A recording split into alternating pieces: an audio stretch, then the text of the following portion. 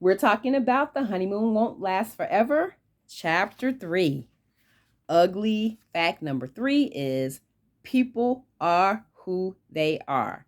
Now, this is my favorite chapter in this book because it is one of the most common concerns that people come to therapy with. They come to therapy trying to figure out why their spouse won't change for them. If she loved me, she would do X. If he loved me, he would do Y. And one of the first things I ask is, was this behavior displayed? Was this person doing this behavior before you got married?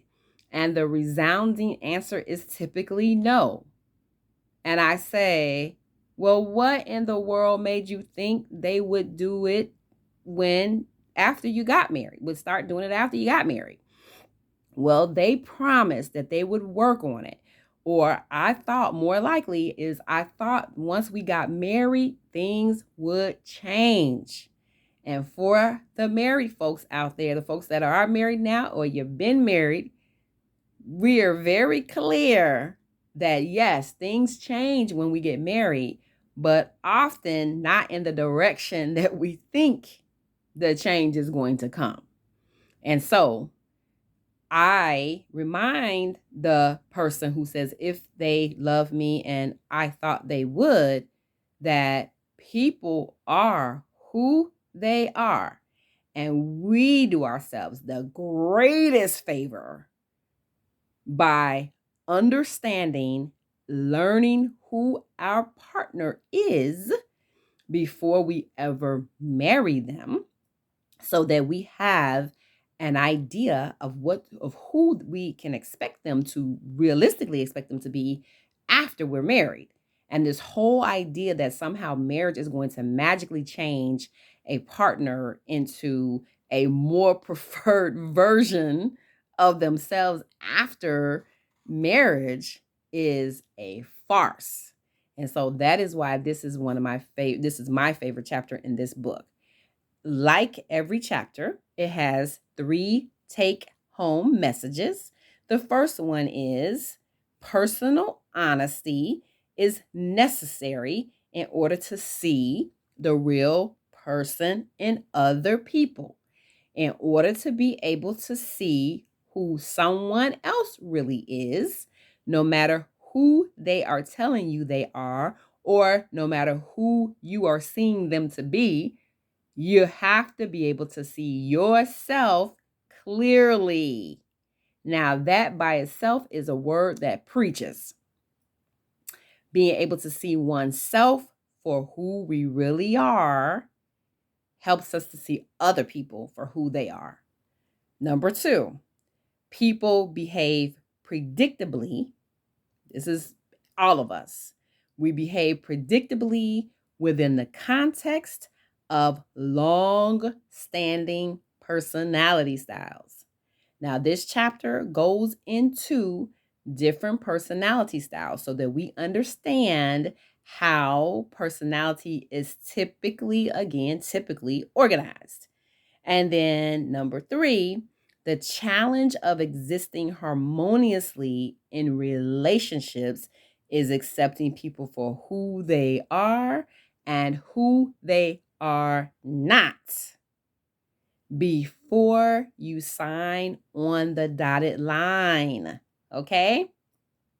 The idea that someone is going to change and be different for anybody else for any particular reason is aspirational at best. Now, do people change for the better due to external circumstances?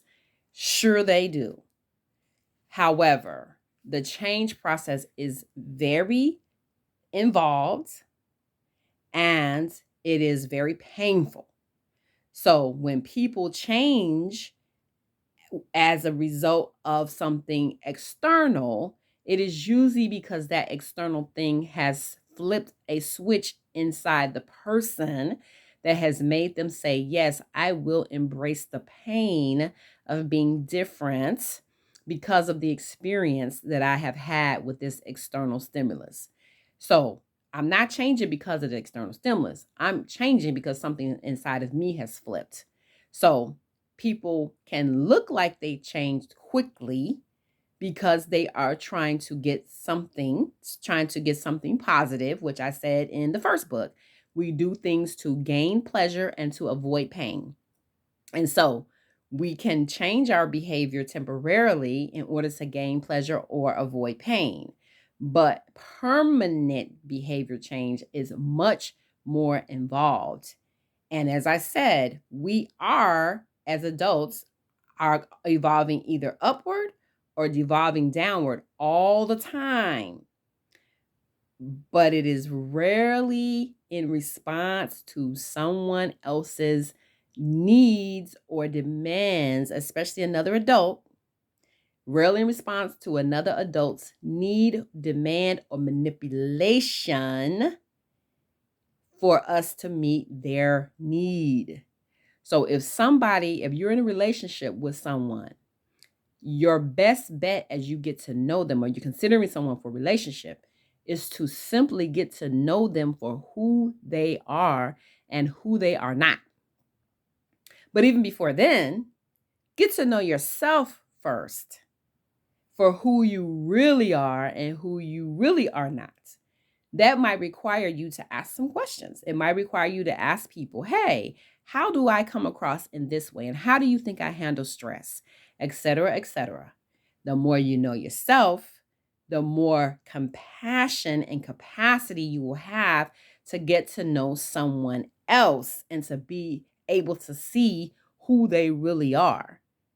And then decide, hey, can I live or do I want to live with this person simply as they are?